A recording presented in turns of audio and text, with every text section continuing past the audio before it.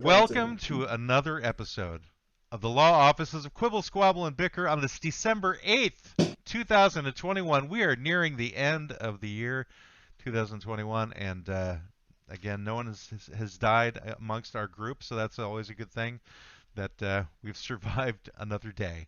And today we have a very special guest. We have Mel Ortiz, who is the host of the podcast Misheard Lyrics. That's M-I-S-S, Heard Lyrics. And unfortunately, she will not get to be a fake lawyer with us today. She will be leaving at the halfway mark. But our client for today is, are you toxic or do you just need a shower? Behold, trapped in a hellscape of their own invention, socially unaware old white men bound by the pretense of being fake lawyers yet knowing no law, no exquisite Latin terminology, they are inexplicably compelled to quibble over minutia, squabble over triflings, and bicker like those who value their backyards far too highly without even knowing the difference between an easement and an alleyway. At this very moment, you have entered the heart of the Law Offices of Quibble, Squabble, and Bicker. Let's get started. This episode of the Law Office of Quibble, Squabble, and Bicker is brought to you by Paranoia Insurance. Do you have the persistent feeling that someone is out to get you or your way of life? Ever go down the night rabbit hole of trying to understand what Facebook and your Alexa know about you? Well, you just might be suffering from acute paranoia. Not fear. No, but fear not, pun intended. Paranoia Insurance has got you covered. Your easy payment of only $9.95 a month will provide you with 24/7 paranoia coverage. When those feelings start to creep in, you can call or visit one of our paranoia specialists at any time of day or night. Our trained professionals are standing by to assess your individual situation, the terms and category of your paranoia, and then explain to you quickly and easily that honestly, no one could possibly give two shits about you individually. Our existential engineers will help you understand that your life, in fact, everyone's life, is basically pointless and that the universe and Bill Gates couldn't give a shit about you. By the end of your session, you will take the tape off your laptop cam and start confessing childhood trauma to Siri. Who cares? The truth is, when it comes to you, no one. Well, maybe your mom, so call her. Paranoia Insurance, helping you keep it real because you don't really matter. I like that one. I think that's something that will sell well in this day and age. Our client for today is, are you toxic or do you just need a shower? So that's the client that we have for the day, and we'll be dealing with that later. Also, we'll be introducing a brand new segment called Ask Greg, and that'll be around the Midway Park. So if anybody in the future wants to participate in that, it's he'll be answering all your legal questions. And with his great training as a non-lawyer and his own unique insights. So that he has no idea what these questions are. I'm scared. But they'll be coming. All right. So why don't we move into Mel Ortiz. Mel has just recently done, is working on her third season, has 119 episodes. Wow. I just got through listening to it before she came on with her recent take on the song Drift Away from Dobie Gray. And, Uncle Cracker. Yeah, right. I was like, yeah, you picked the Uncle Cracker version. I thought that was kind of interesting. So I'll just get things started with why made you decide to do a podcast about mishearing lyrics? I mean, did you consider it in the beginning that it would have this much longevity, that you'd be going for nearly 2 years talking about this? Or yeah, I was surprised. Something you do forever? I am gonna do it forever. You all know, if you're singing karaoke, there's always many opportunities to hear someone sing a song wrong, or the actual song, on karaoke, the lyrics are wrong. So I thought, there's got to be a podcast about this. There was none. So, and then I thought, well, there's got to be a podcast playing on the words of misheard, the MIS, none. So it was the universe obviously telling me, you need to do this podcast.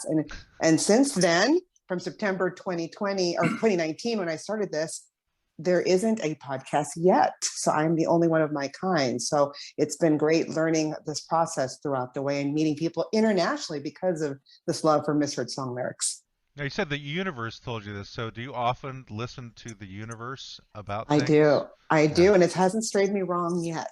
What's the voice that you hear when the universe talks to you? Is it like Morgan Does it Freeman sound like or like Urkel? Madonna? I wish.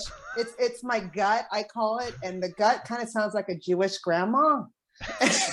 And so usually when they're like, do this, I'm like, oh, they must know. And like I said, it's not proving me wrong. So do you eat a lot of chicken soup?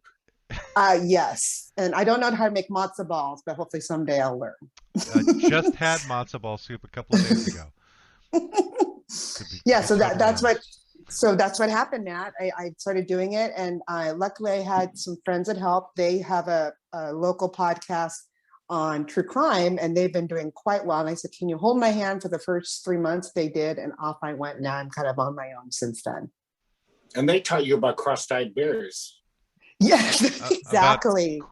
Tell her about what, bears. Greg? Cross-eyed bears? Cross-eyed bears. That's what Alanis Morissette was apparently singing, and you ought to know. Oh, I thought that was your mascot, Greg. She wasn't saying cross to bear. Cross-eyed bear, yes. She was saying cross-eyed bears. Well, she's Canadian, so that makes some sense, actually. There's a lot of cross-eyed bears up there, I hear. Right. Yeah, and I made a cross-eyed bear actual puppet. I mean, like bear. So you're right, on episode 2, I'm talking to those individuals that helped me start up this podcast, and that was her misheard song lyric for years, and she thought it was cross-eyed bear instead of the cross-eyed bear, which was hilarity ensues. Brendan had an experience with a bear, not in Canada, but in Alaska. And I'm just wondering, was that polar bear cross-eyed, Brendan, that nearly killed you? He was down at the beach eating the whale carcass, so I didn't get a good look at him. I mean, it wasn't like Grizzly Man and got close. He wasn't that stupid. I didn't want to stay far away. I just ran back to my tent and cried like a little girl for an hour. It saved your life, though. You're still here to talk about it. I'm still here. The bear didn't get me. Maybe he was cross-eyed, and so he didn't know which way I ran. I don't know. Yeah, because I thought it was just like rhinoceroses that generally had like the eyesight issues. Oh, I didn't know that. Bears. Do they? Yeah, they're like nearsighted or something. They got gooch eyes. They got what eyes? Gooch eyes. Gooch Are they eyes? wall-eyed? What's a gooch eye? Yeah, what is that? Gooch eyes when one of your eyes, lazy eyes, like looking off to the side. It's probably not sensitive to say to someone who has that. But I always hear that it's a gooch eye. He's got a gooch eye. What does the word gooch mean? Yes. I don't know. It's probably Italian. I don't know. Okay. Probably Italian. Gabagooch. Must be. So, which again, we was a callback to last week or the week before where we talked about capicola. So you're saying it's a meat eye by saying it's a gooch eye? Oh no. Thinly gooch sliced meat eyeball? I was joking. I don't know why. It's just a word that somebody made up. Like when somebody has that lazy eye, eye that drifts off. I always grew up. It was like he's got a gooch eye. It's got to be an Italian thing. I've never. It's got to be. It sounds Italian. Probably is, yeah. Or an upstate New York thing. Could be. Yeah. Yeah. Depending on how many Italians. Or a Greg Pettix thing. I just made up. I don't know. You think that was like some kind of like abuse that you had as a child that you made you say that about somebody's eye? It reminds me of that. Sound nice. Now You're still here, Mel. Disregard this. It's all right. Well, when he started saying that, it reminded me of the famous actor that I love with Young Frankenstein. I love that movie with the guy with the, with that gooch eye. That actor. Marty Feldman. Marty Feldman. Yes. He had googly eyes. They were beyond gooch. They were googly eyes. Those are nuts, his eyes. Oh. So I gotta say, I love your podcast. I just started listening to it because this shit. Me and my friends always talk about this when we're, it's almost like coming up with band names when you're drunk, fake band names. It's one of those things everyone talks about. And I gotta say, your first episode about Gloria, to this day, that song, I had this whole story in my head because there was a movie called Gloria in like the early 80s. And it has nothing to do with that movie, correct? No. So I thought it did. And I thought I didn't think she was saying alien. Yeah, what did you think? I thought she was Elliot. Like there was this little kid named Elliot that she was trying to protect. Yeah. in the movie, she was protecting a little boy. Gloria is this like tough woman who has to protect this boy from, I don't know, nefarious forces. And that song, when I was a kid, I was like, am I missing something? It seems like a story song. Like, oh, she's protecting Elliot from who? I don't know. It just seemed very odd, that song, the lyrics. And Greg, it's funny that you hear Elliot, because another KJ friend of mine heard Elliot and assumed it was also about E.T. Yeah, because of that. Yes. But I just thought it was the character from Gloria, because I think she protects a young boy in that or something. Well, actually, it's about the Untouchables, Greg. It's an entire song about Elliot Ness. That is correct. Oh, and he had a female bodyguard named Gloria. That's right. Trying to protect him. Gloria was the name of his weapon. His gun? His gun? Yes. His gun? His nunchucks? Like ooh, even better. His throwing stars? Elliot Ness was known for his martial arts. In his black belt. long years of training in China before he joined the FBI. And Al Capone was known for his capoeira, so they were perfect enemies. As this capoeira? What did you say? Capoeira? The Brazilian martial arts dance. Yeah. Capoeira, isn't that those big rodents in South America? Capoeiras? Those are something else. Capybaras. I know what you're talking about. Capybaras. That's a capybara. I was going to say, if he had dangerous capybaras, that's a movie I'd go see. Like attack rodents, like, I don't know, rabid. Like well, rodent. Brandon, it's funny you bring that up because I was about to, like 10 years ago, I was looking into those things to get one as a pet. You were going to get a capybara? Not as like a food source, because that's what they were introduced as. Yes. My daughter was trying to convince me like last week that she was convinced that capybaras were going to be the next big animal. Ooh, she might know something. Animal? You know, like animals that become kind of like super popular. Like, I don't know. Like capybara. for a while there was, for a while it was potbelly pigs. Potbelly pigs. Yeah. Sugar gliders had their moment. Wait. Sugar glider? What the hell is that? It's like a flying weasel. Squirrel. Yes. Squirrel. Yes. It's a flying weasel. Yeah. And they live in your pocket and they're cute. They come out and then they. Sugar Is glider. that a sugar glider? Are you excited to see me? And they can fly around you like a drone? No, they mostly just gracefully fall. You know, they kind of go from somewhere to just down. It's like Toy Story. They fall with style. Yeah. I see. Yeah. So I don't know, but she was saying capybaras. I'm like, who would have a capybara as a pet? And I will now tell her I talked to somebody who's considering it. It's so what stopped me, Brendan, is it's very expensive. You have to have a lot of you have to like literally find a vet in your area to show the state that you live in that you have a vet to take care of this very specific animal. And like it worked out to be like $1,000 a month to feed and care for this thing. I'm like, not so much. $1,000 a month to feed a rodent and take care. It's huge. It's like big. Yeah. Yeah. It's the size of an ottoman. A big size ottoman. as a what, Greg? An ottoman. An ottoman. Like a big ottoman. Couldn't you just feed it popcorn They're the whole huge. time? Knowing that they're rodent that's that big, I saw it at the Portland Zoo. After hearing about capybaras, capybaras for years, it was horrifying knowing that it was a big rat, basically the size of an ottoman. It was fucking huge. I think it's bigger than an ottoman, Greg. Matt, I think at the end of the show we should have Greg say capybara and capoeira a few times, just because he'll be more drunk at that point and it'll be more entertaining. Then capo de capo. Oh my God. Capo St. Martin, whatever. What is your favorite misheard lyric? Like, what's the one where you go, oh my God, I can't believe that's what they thought they said when it's so obvious they said this? Well, it's the one good question, Brent. I think it was the one episode where I talked about shake it like a Polaroid picture. People have saying it as shake it like a polar bear ninja. What? like a polar bear ninja. Probably young kids who don't know what a Polaroid is. And right. Exactly. Absolutely. So I think a Polaroid would be like a type of steroid. But you get it like in Alaska.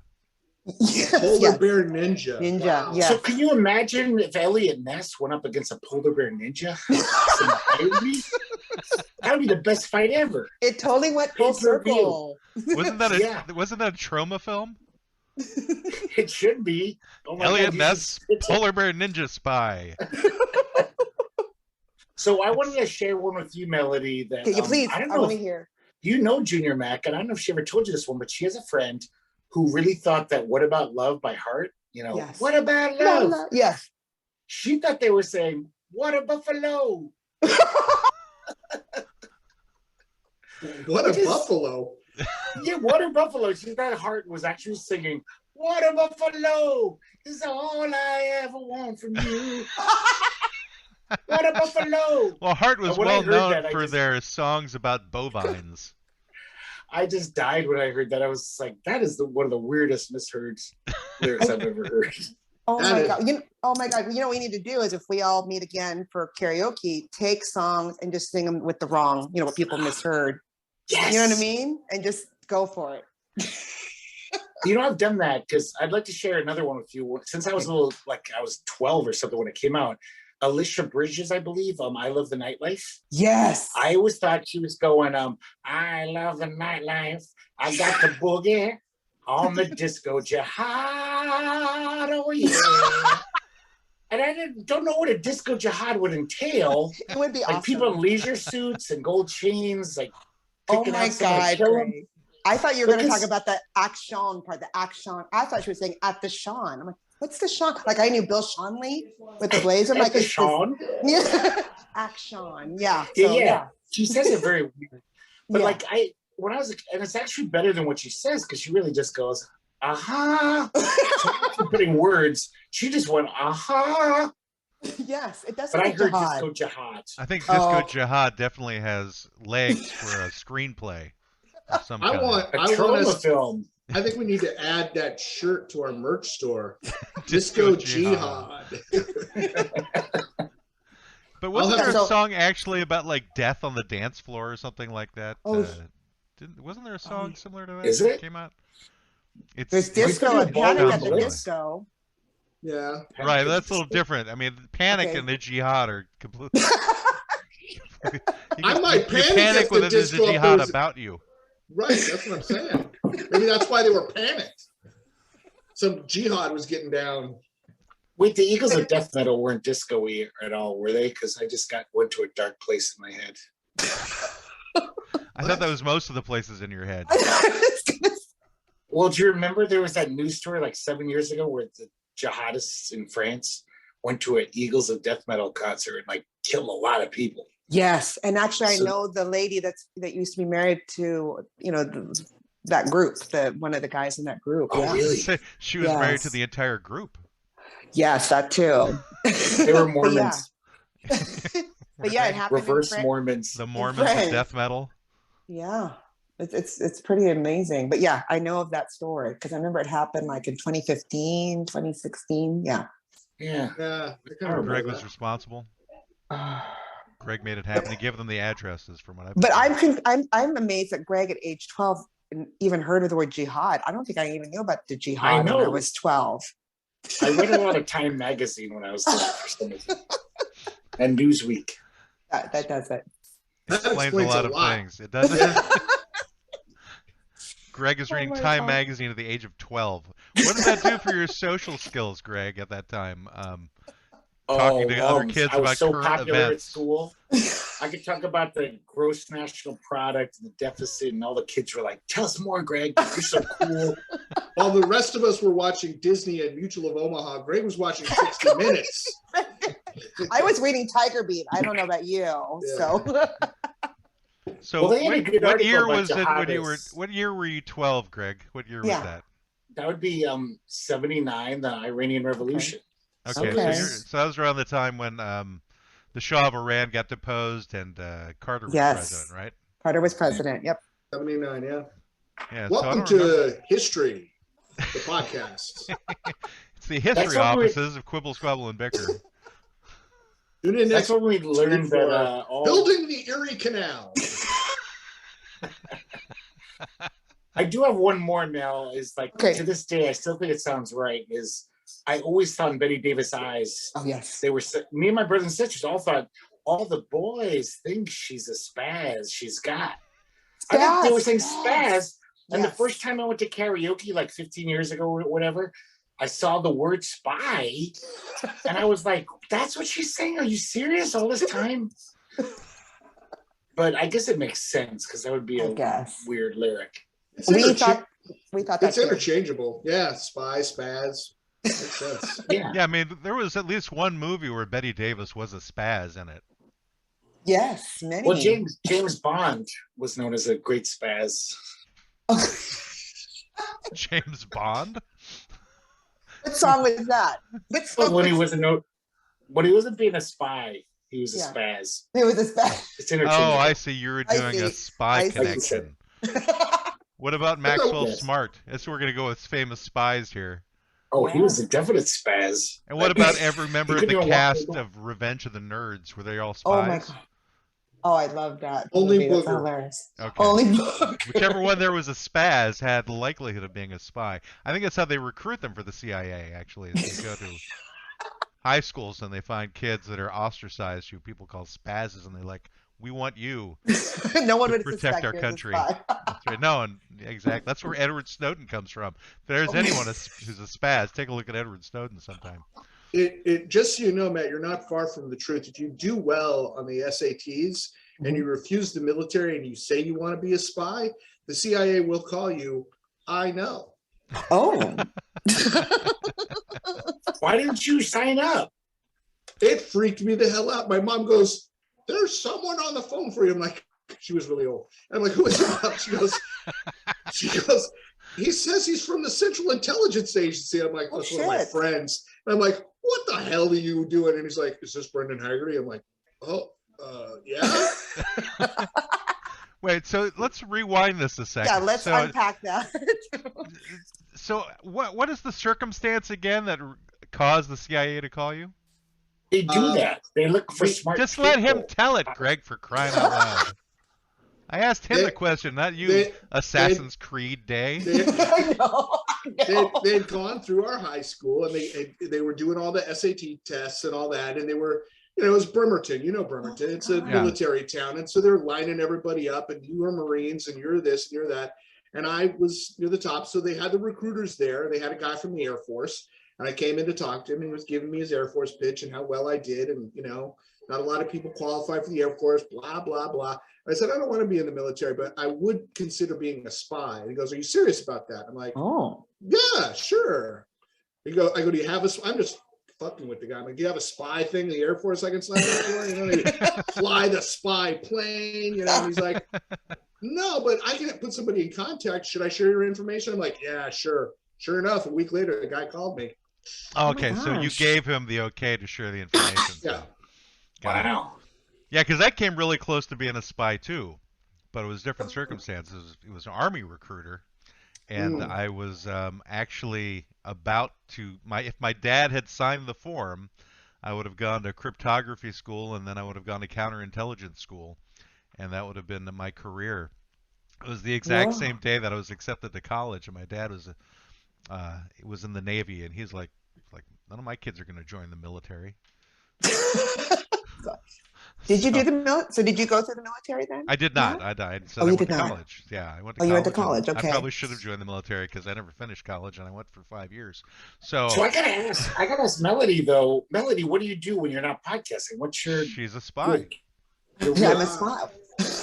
So the thing I do to pay the bills, so to speak, is I work for a health tech company out of San Fran. Yeah. But you're in Oregon, so that's nice. You get to commute from home. Yes. Yeah, I mean, it was before the whole COVID thing, but now for sure they're like, that's it. We don't need our offices for you to go into. Although we have a WeWorks we can go in, but we're all pretty much working from home now. Because that's actually the picture behind her is where the offices are. The office. Yes. In the middle of the Misty Mountain oceans. Is that Mordor in the back? You never know. I believe that's the kraken rising out of the water. Cthulhu's homeland. That's an interesting. Well, the funny thing about that, Brendan, is I got that on Amazon. One of my clients said, I saw her back. I'm like, well, that's a cool background. She goes, just get it on Amazon. It's like a sticker. And she made it sound very easy. It's wallpaper, essentially. A lot of work to get it up there. So yeah. Wallpaper is hard. It's true. It's hard. Did you do it by yourself? Did you get it up there by yourself? I did it all by myself, and after that, it's like I can see why people who do wallpaper get a lot of money. It's very hard, very hard. But the other hard time with the decals on the models when I was a kid. I was constantly just jerking at the last minute, like right now the little start. Oh, now it's somewhere on the windshield. It's off. It's off. It sounds exactly like everything I've ever tried to stick something onto. You lick it again. You try to. No, it's not gonna work. It's already got. Yeah, you've already lost that. I've never been a surgeon. I've just got these hands. Oh, go ahead. Sorry. I was just gonna say one of the things I do want to is also the weird phenomenon of misheards, where it's a song that this is the right. I'll give you an example, but then it sounds to the ear something else. So one listener, like in France, sent me a thing like, "Can you do it on the song Men It Works? It's a mistake." So that goes, "It's a mistake." But when you hear it, it almost sounds like it's Honest Abe. It's really weird it's for your ear. And when you sing it, and I hear it now and I watch the video, it's like, oh my God, it does sound like it's Honest Abe. It's so strange. It is because they're Australian. And it's like, why would they care about Honest Abe? He freed the Aborigines. There it is. So we're not familiar with how much the Australians love all of the U.S. presidents, especially. Have you ever found, Melody, that you've misheard lyrics, and then when you find out the real lyrics, you like your misheard ones more? Yes. You continue to do them? Yes. I've done that before. There's a Richard Hell song. Okay. For years, I listened to it, and then somebody put it on karaoke on the internet. Okay. On YouTube. And I was just like, that's not nearly as good as the lyrics I thought. That were in my head. And so I continue to sing it with my lyrics. I ignore the lyrics on the screen. That's why I end each podcast is keep singing those songs wrong. Enjoy it, just embrace it because all of us do it. I'm sorry, it was a Johnny Thunder song. I misspoke. Richard Hell, Johnny Thunder, Bob Tornado. What other type of interesting last name you to come up with? Tsunami. Freddie Hellcat. I was going to ask Matt and Brendan, what are your famous, I guess, misheard song like you always thought was, something else? Well, my problem is that as a karaoke host, prior to getting into karaoke, I had a lot of words, a lot of songs where I misheard them. And then getting into karaoke, I've seen all the correct lyrics now, so I can never remember anymore what were the ones that I misheard. The only one that sticks in my mind is a guy in college who kept trying to tell me that there were certain lyrics to the song Locomotive Breath from Jethro Tull, which I knew was not the case, but he was like, no, this is the actual lyrics, and I later confirmed, as I got older, that it was definitely not the lyrics, but it was, and I can't remember what the actual lyric is, but it had to do with a watchtower buoy was the line that he said. Watchtower buoy. Yes. And I'm like, that is not what they're saying. So is that on a balloon? Like it's a little floating buoy that goes around the watchtower? I have no idea. But he was like adamant that was the lyric. I'm like, I'm really sure that it doesn't make sense with the song. It's a song about a locomotive. They're not in the water. But do any Jethro Tull lyrics really make sense, Matt? I was going to say. Agreed. Lots of them do. He's one of the master lyricists, so sorry there. But hey, Matt, since you're the host, do you ever get people looking at you strangely like, hey, they think it's this lyric and then they see it correctly and then they like blame you as the host, like, did you switch this? I accept all blame at karaoke shows. Anything that goes wrong, they look at me and I'm like, yeah, I did it. I made sure that you had feedback right there on purpose, and I misprinted the lyrics from the manufacturer. And everything I did. So I can vouch for this. I once went to Matt's show and I shit my pants, and Matt was paying for it. He's that good. Did I even talked his bottom afterwards? It was necessary. He's a good KJ. That's a good KJ. Luckily, there was a family-friendly bathroom nearby that I could take him to. Anyway, Brendan, she asked you also if you had heard. Yeah, what's your?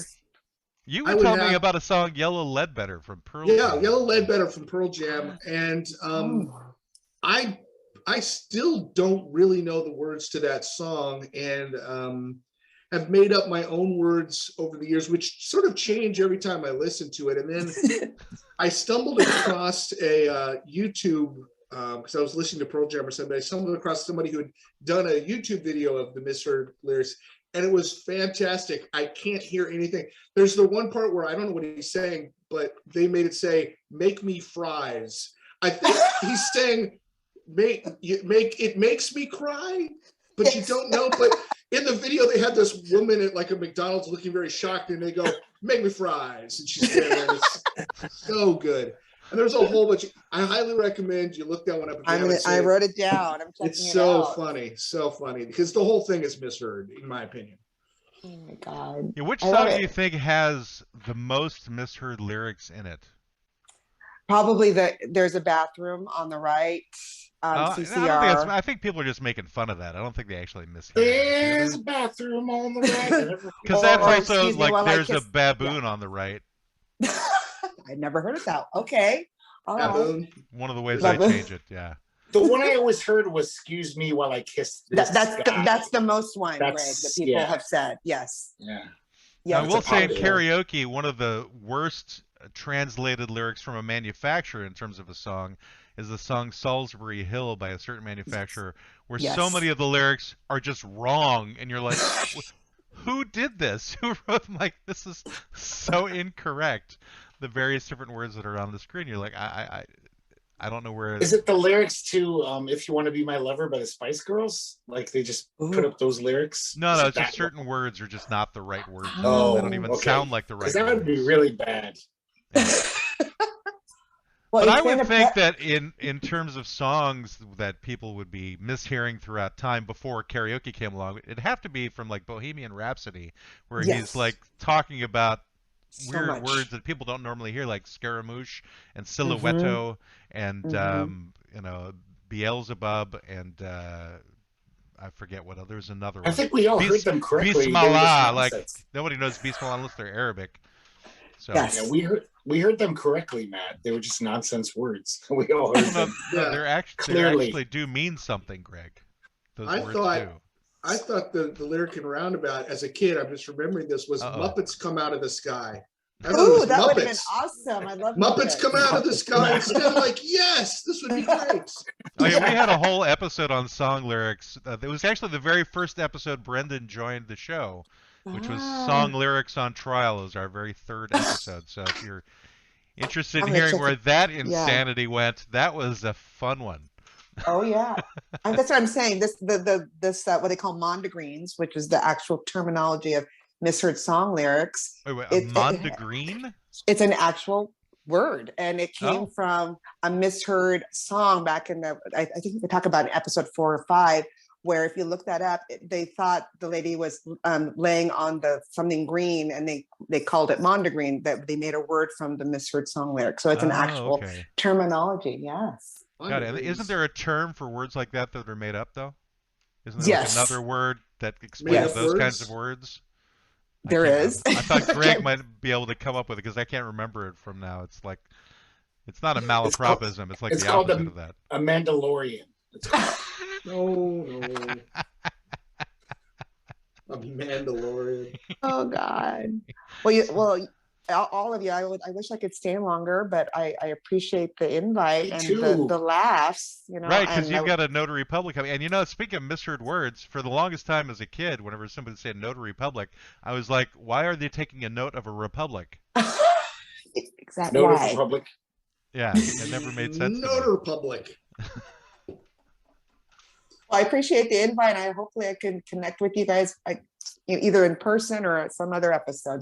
Maybe we'll just all three of us do a different episode of your show to, give you additional content or something. Yes, I would love that. Dissect it. So yes, for sure. We'll have Greg come on and talk about whatever the hell he was talking about before. I'll talk about water buffaloes. I like I thought it was Gucci eyes or something. Water buffalo.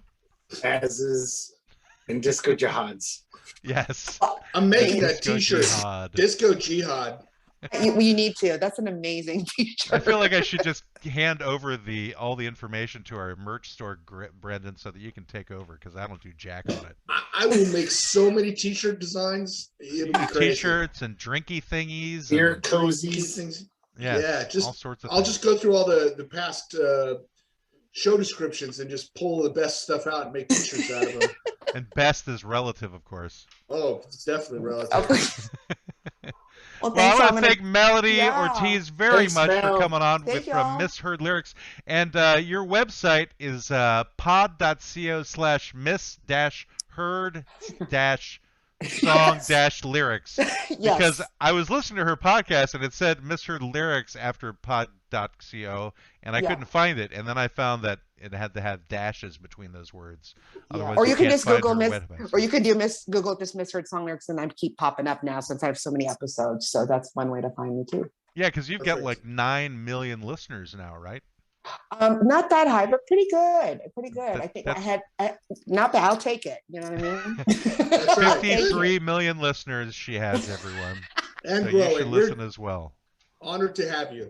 Well, thank you all. Have a good rest of your week. I appreciate it. Yeah, well, we're gonna have one new segment coming up, so you're gonna unfortunately miss that. But this should be published tomorrow morning, though, so you should be okay. Thank you all. Have a good night.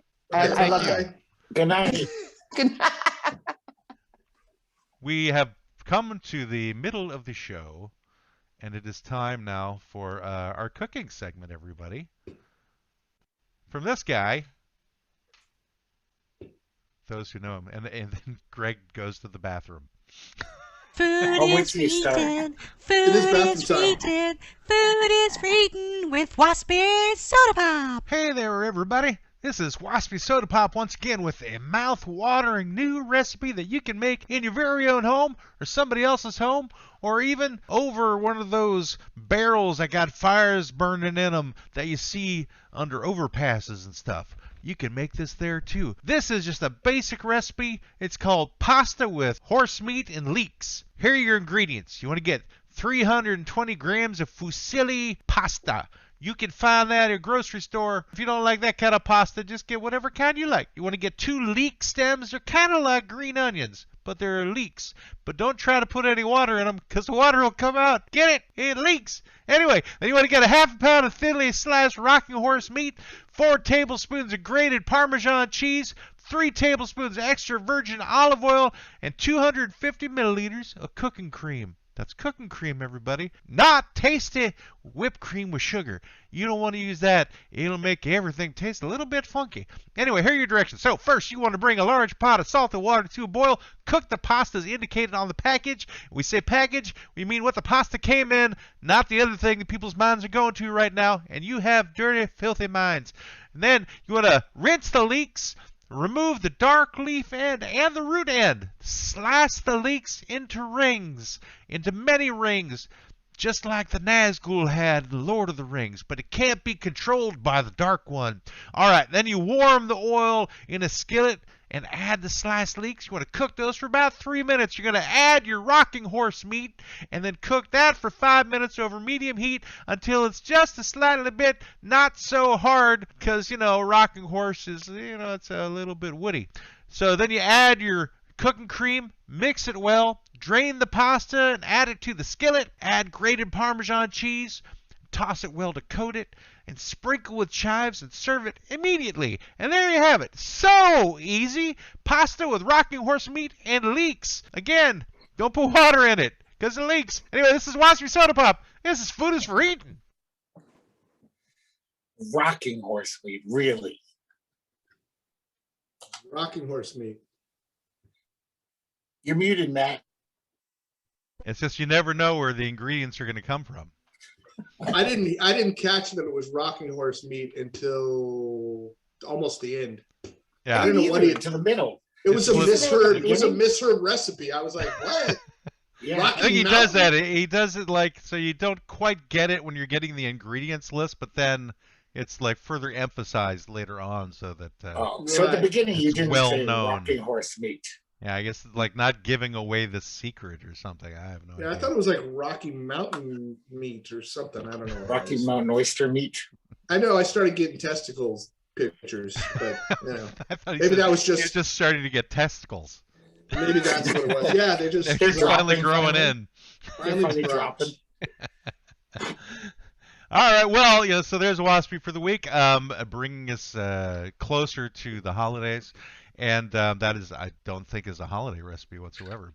But since Greg is in rare form right now, we should move into our next segment. This is our newest segment, everybody. Rare? Am I that rare right now? Yeah, I mean, you need to be cooked a little bit longer. So our newest segment, which we're testing today, so welcome to the experiment, everyone, is Ask Greg. This is where we take your legal questions, and Greg will give you his best informed answer to that question. And so Brendan, I believe, has a question, and I have one for Greg as well. So Brendan, if you would like to start things off, feel free. I have two questions. We can do either one or both, but one is in the family law category. And this writer says, "Dear Greg, is it possible for me to unadopt my kids? I hate them now and certainly don't want to pay child support. Also, can I sue my ex? He pooped on my cat."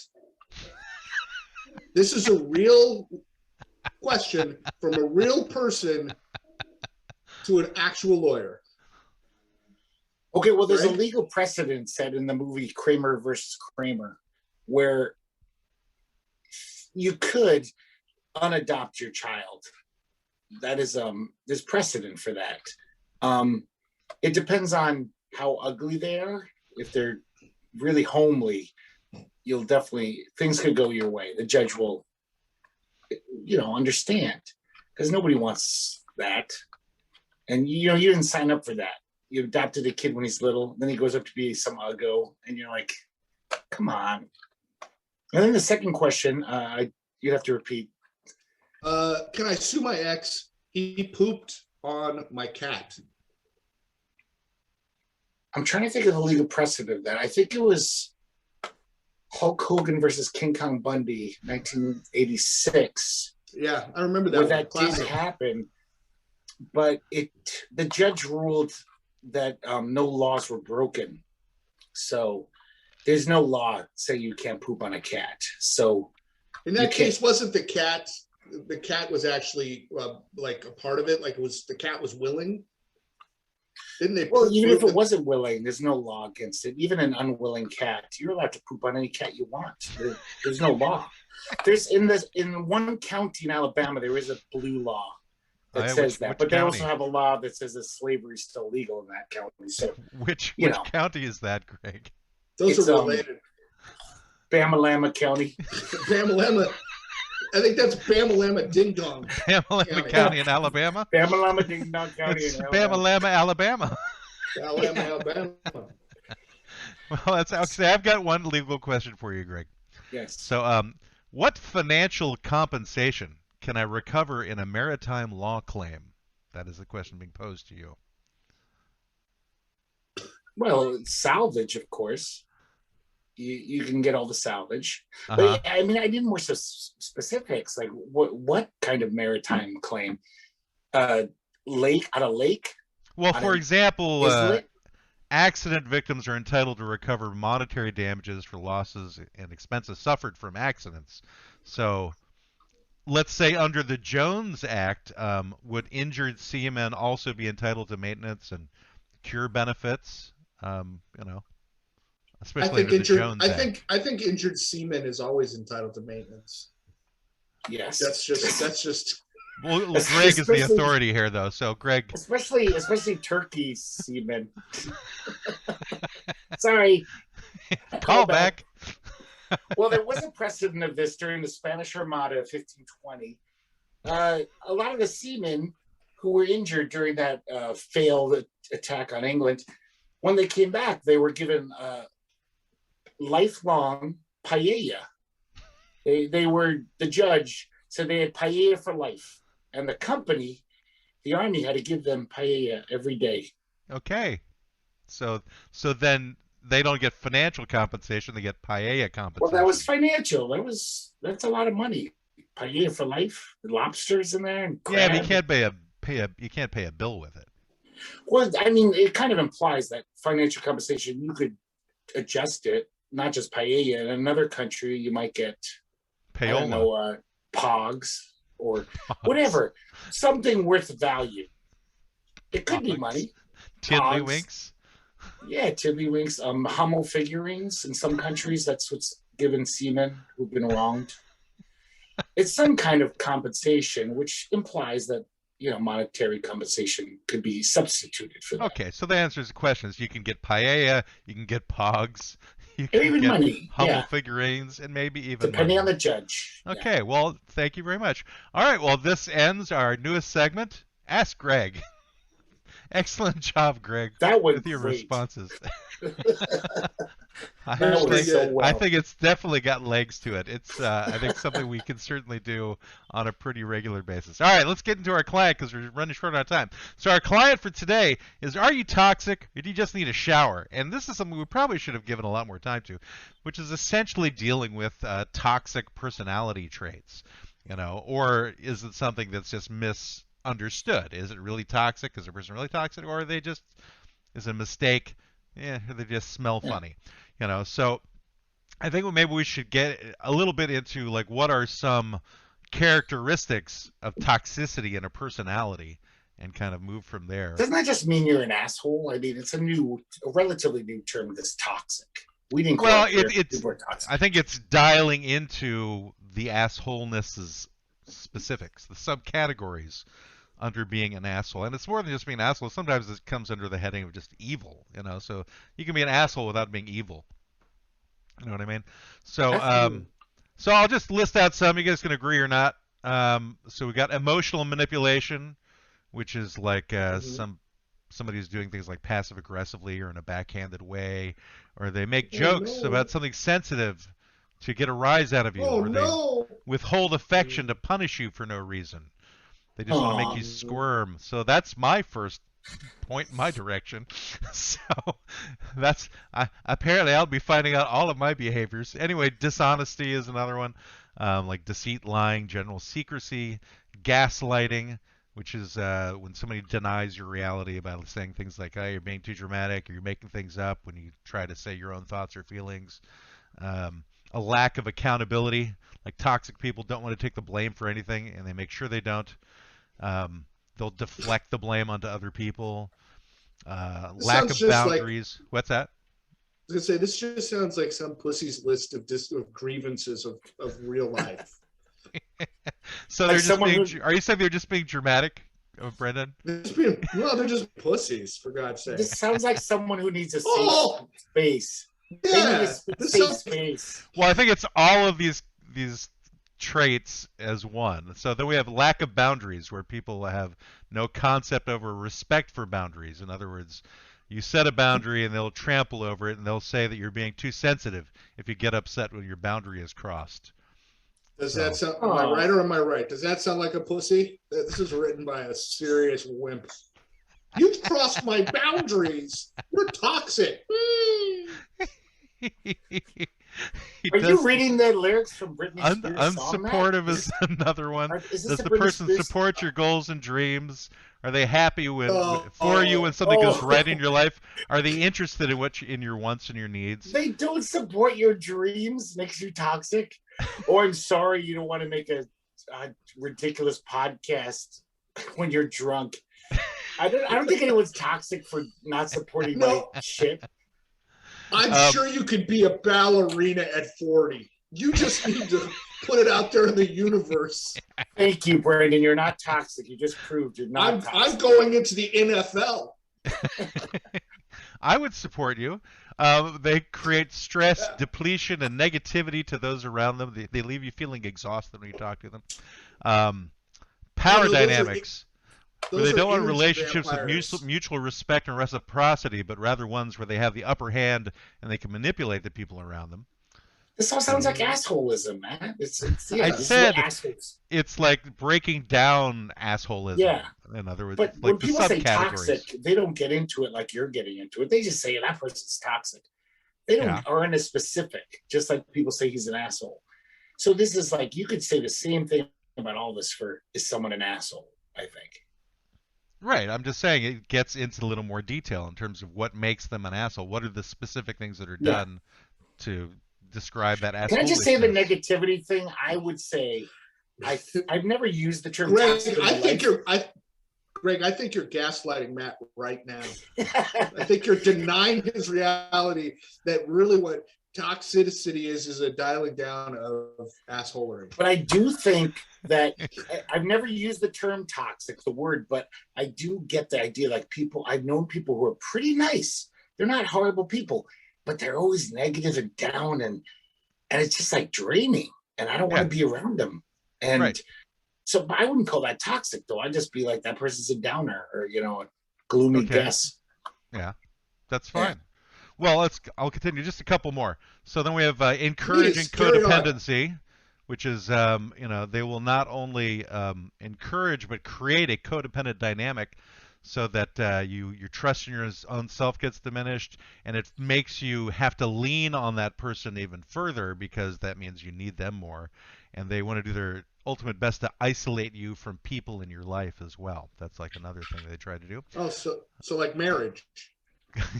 Right, where you do not allow Holly to have friends, or if she comes friendly with somebody, you cut her off from those people so that she can never talk to them again. And you don't support Holly's dream to become an Olympic swimmer.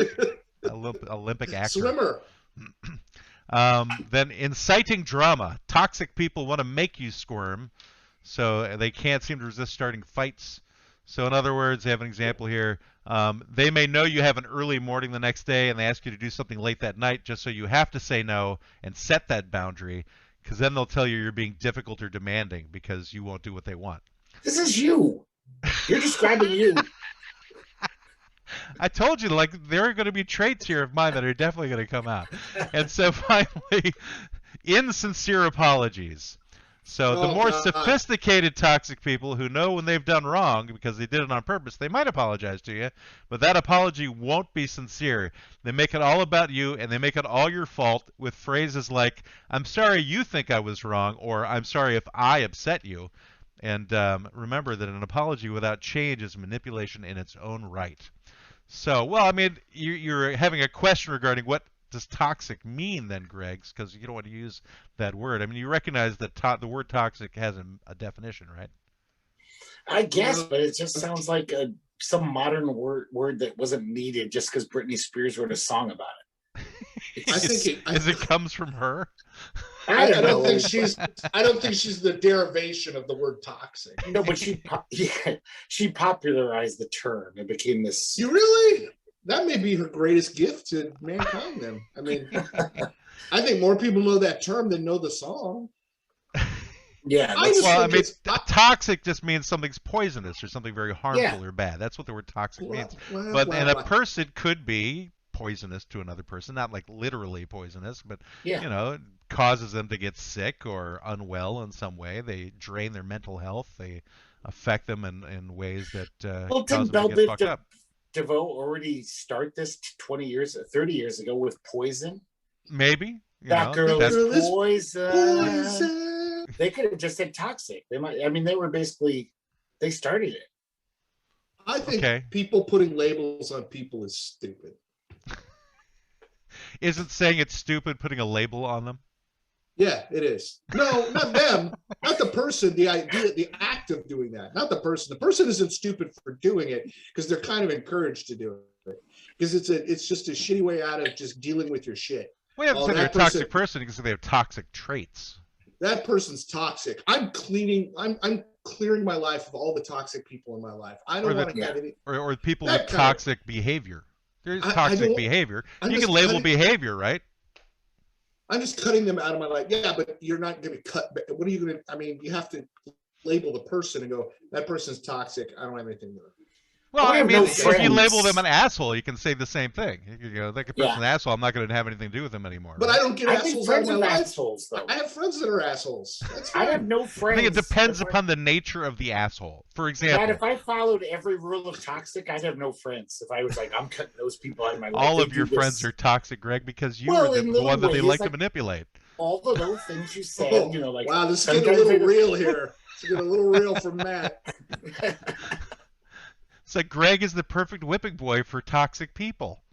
Tell us more about he's surrounded by toxicity because he is so fun to manipulate and according cause harm to that list. According to that list you read, we all are. All of our friends have those traits. Sometimes they're like not there for you. Sometimes they're like whatever. They're toxic according to that list you just rattled off. Yeah, and I'm not saying that this is defining a toxic person. This is defining toxic behavior.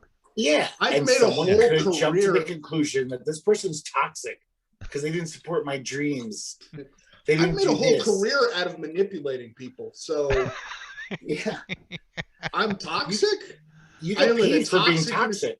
I do.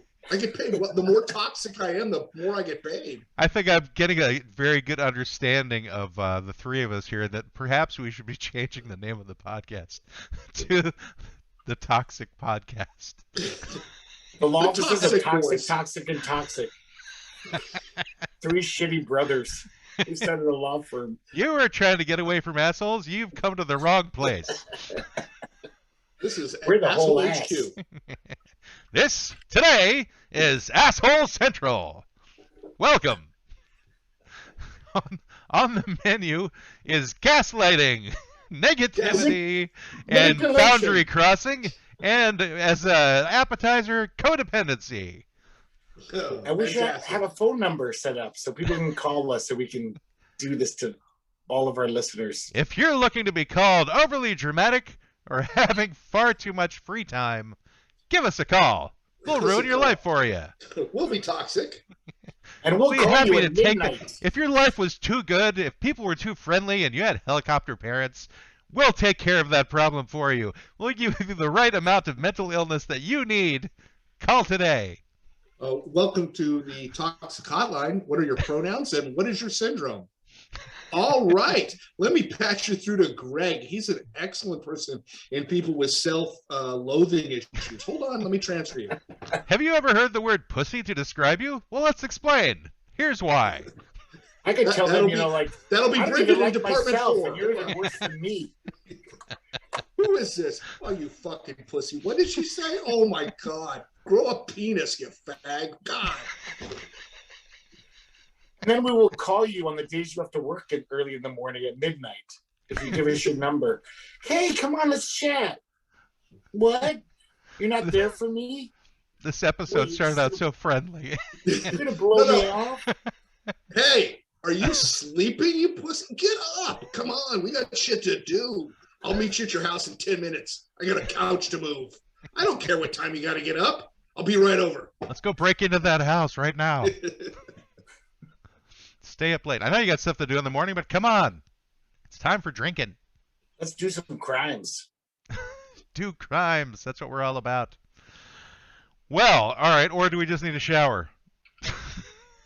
I think people just need to take a shower. Cold or otherwise, something, I think there's some legitimacy to that list, though. I mean, there's definitely people who are manipulating other people, and they're doing it to fuck with their heads and to ruin their lives or to get what they want from those people. And I don't think those are illegitimate things to categorize. I would like to say they're more in the minority than people seem to like to believe. Like, there's some people out there who think people are gaslighting them left and right or manipulating them. It's like, no, people are human.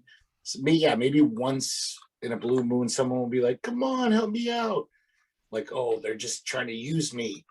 It's like, everyone isn't perfect. It's just, but it seems like some people think that there's a huge percentage of people they meet that are like, I'm trying to fuck with your head. I'm Machiavelli. I'm fucking, I don't know.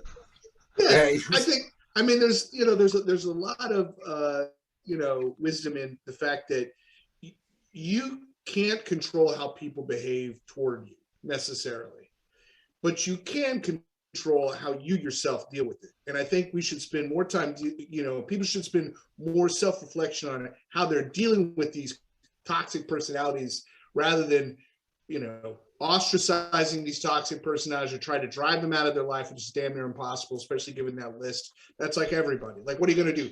My mom's toxic. I don't want to talk to her anymore. Well, fuck, she's your mother. Get over it. Learn how to deal with it yourself. If she guilts you, just know that that's what she's doing and she's got her own bullshit and move on. Pass the fucking pasta salad. Happy holidays. The toxic salad, you mean? The toxic salad. Happy holidays, everyone. Enjoy your time with your family. We're all the toxic Welcome to are. Brendan's Get the Fuck Over It speech. Also, welcome to Brendan makes up a new aphorism that I'm going to say from now on. Which word?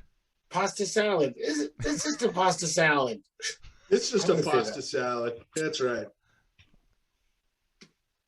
Anyway. You have to explain that one to me, Greg. I don't know. I was literally talking about Brendan pasta said salad. It, he was talking about actual pasta salad, Greg. Like I was at Thanksgiving or Christmas dinner, and Uncle Vito is being fucking toxic because he's being a racist asshole. And I just say, pass the pasta salad because fuck him. Anyway, whatever. That's Uncle Vito. Yeah. So you're slamming Italians now again. You're slamming Italians. It was just a lot. We've been doing a lot of Italian shit recently. So I don't know. I just got stuck there. No, I got to say, my Italian relatives, so many of them were so fucking racist. And they came over here 100 years ago and they were, shown racism. And then after a few generations, they're the most bigoted fucking racists I know. I grew up hearing the most shitty things from them on dinner, Thanksgiving dinners. I'd be like, holy shit. Who talks like that anymore? Well, racism didn't really get beaten down on until the late 60s. So anybody basically born in the decades before that was raised with racism being the norm. No, but you'd like to think that people who came over here as immigrants in like the 20s who were treated like shit would get it. You'd like to think that they'd be like, oh yeah, grandpa couldn't go to this place, or he wasn't allowed to work in this place because he was Italian. Because Italians were. Well, they did it to Italians. They did it to the Irish. Yes, they did it to exactly. Pretty much any large population that came over. Exactly, but the difference is after a few generations, nobody knew anymore because they look white. Well, they finally became part of the status quo, and they got to do it to the new people. Well, the Italians took over organized crime, and we became all the cops. So, we had it all. We had circled the wagons on the whole thing. We had a symbiotic relationship, the Italians and the Irish. This explains where I'm involved, because my ancestry is Swiss. So you're neutral. I'm just neutral. Well, like Brendan's learning how to make watches. Grandparents would take payoffs from my grandparents and look the other way. Absolutely. So and then, it worked. It was a good working relationship we had. Yeah. So, Greg, what's your advice for people who come across those who have extremely toxic behavior? Like, what if they can't see that it's happening to them and they're just feeling down all the time? What if they don't know how to get over it, Brendan? What do they do? What if they just... Do they need to take lessons from us or something? Grow a penis, like Brendan said. There's so many people who have them, who don't have to grow them or attach them with Velcro, that, I don't know that that's a solution. What's the solution? Growing Get a penis. over it? Well, not literally. That's not literally, but, toughen up. How about that, Yeah. So what does that mean? Toughen up. What if they can't? Then fuck them. Then we don't need them. I'd like to say, Matt. Put them on the ice floes. What do you mean? What do you mean they can't? They can't. They're not necessarily strong enough willed to be able to get it out from behind manipulation. They don't have the mental wherewithal necessarily on how to prevent people from treating them like that. There are people who don't have those capacities. And they just get abused by others. And so that's why people look out for. That's why there's like policemen, to prevent people from being abused. Like if my next door neighbor, the wife next door, I'm making this up, her husband was a dick and he was beating her, otherwise whatever, and she came to me, I'd help her get out. Sure. So you didn't tell her to grow a penis? I might try it first. Grow one. He was the one that we'll said be that. measuring it over the months as they come. All I'm saying is that we've gone from, like over here where it's like my next door neighbor's beating his wife and I kind of intervene because whatever, to, that girl at the office, she didn't, oh my God, she said the horrible, that kind of shit. So the pendulum is, I'm not talking about, whatever. The pendulum's just swung so far over that it's like everything you say or do, somebody's offended or somebody's upset and they can't deal with it. Like Greg said, they need their safe space, and Jesus, I can see that point of view, but I'm thinking in terms of like legitimate toxicity, people who are actually abusers, who are abusing other people, and they use these methods. But what if you're married to them? Then get a divorce. Divorce. But what if you've been manipulated to the point where it's like, well, this is kind of normal behavior that you accept, and you don't know that it's different? What do you do? How do you get help? Then you're fucked. I don't know. Go see somebody. That's suicide. Everybody. Okay, if you can't get a divorce, then you have to do something. Yeah. You can't live in the world of your feelings. I feel this way. I'm hurt. and blah, blah. You got to do something, even if it's just getting out and going to your mom's house. At a certain point, if they're so incapable of just doing anything, we should probably cleave them from the herd and move on. Although it could be like the mom's the abuser and cause you to have that personality so that you keep going from abuser to abuser, as your life moves on. You don't know any different.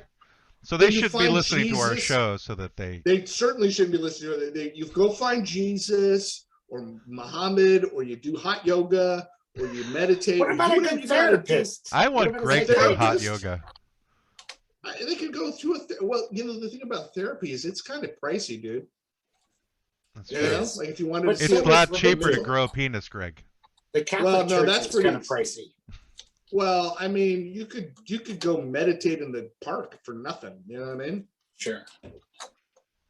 Yeah. But yeah, if we had free healthcare in this country and they could go do whatever the hell they wanted to do or needed to do, that'd be something totally different. But guess what? We don't have that. So it's $180, $250 an hour to go sit and go, and my husband's a dick. Oh, really? Well, that's too bad. Well, if you had free healthcare, you could get a free penis.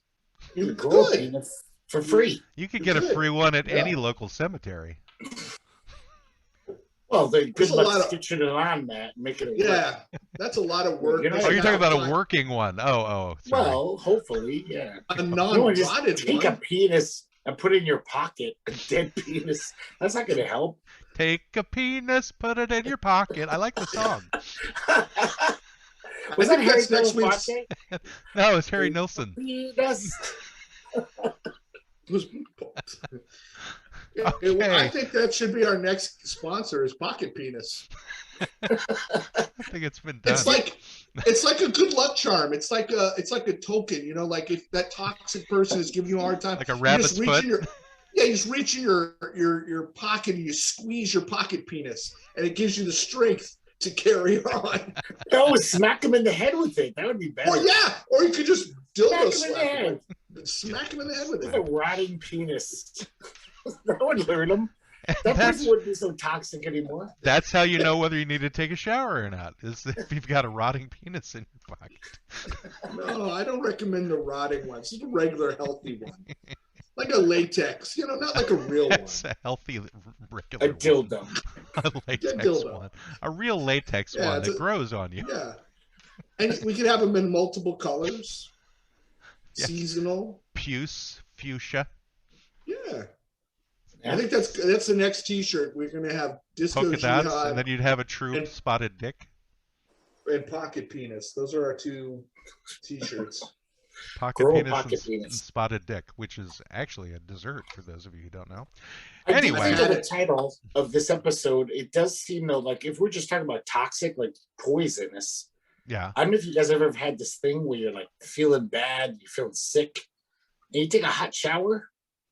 And you feel like a million times better. It's like a curative. I felt so bad some days where I'm like, I can't go to work. I feel terrible. I take a hot shower. I'm like, oh, I'm good.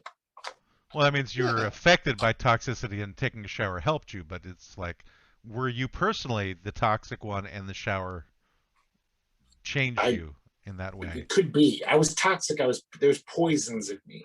Okay. That were making me feel bad. So, okay, so this is like medicine, bile. Everybody. This is medicine from Dr. Greg. Once again, we've visited the medical offices of Quibble, Squabble, and Bicker. And, well, because I'm a medieval if you want what ails you to go away, if your depression is affecting you badly, take a shower, and it will have a curative, restorative. If your yellow bile is overcoming your black bile, and your phlegm, the damn humors. The humors. If your humors are off, take a hot shower. It works, and then put a leech on your if thigh. Things are coming out of your throat a little bit chunky, take a shower. I highly recommend you get into the hot shower and you eat an orange while you're in the shower, and while you're there, rub a lemon slice on your testicles while Don't do that. That's the bad idea. I'm trying that tonight. Vitamin C straight to your testicles. All toxicity removed in a moment. All righty. Well, I think we've overrun our time. This is an episode that could have gone for quite a while. Actually, I think there are many ways we could go with this. So the client was, are you toxic or do you just need a shower? And I think that we've come to the conclusion that no one's toxic, but everyone needs a shower. I agree. I think everyone's a little toxic, and just deal with it. Don't write everyone off. What about the serial killers, Greg? They're very toxic.